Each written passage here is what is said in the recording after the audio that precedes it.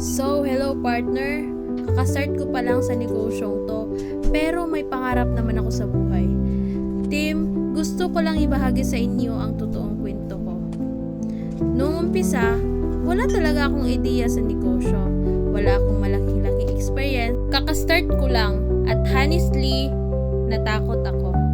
Natakot ako na baka mag-fail. Natakot ako na baka pagtawanan ako ng iba.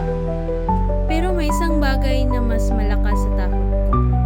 Yung pangarap ko para sa sarili ko at sa pamilya ko. Naalala ko, minsan habang nag-iisip ako kung susubukan ko ba talaga to.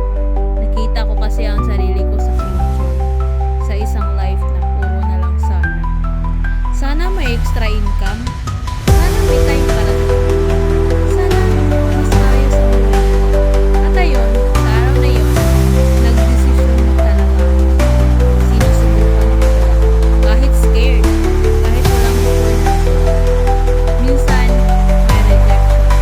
Minsan, may kakulitan. Minsan, gusto mo nang sumuko.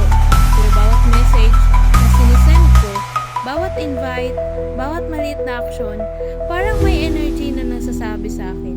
Walang sayang dito. Keep going. Kakastart ko pa lang, pero everyday, natututo ako. Everyday, mas lumalapit ako sa pangarap ko. At gusto kong malaman nyo rin, kayo rin, kaya nyo to. Hindi kailangan perfect. Hindi kailangan may malaking experience. Kailangan lang gusto at willingness to try.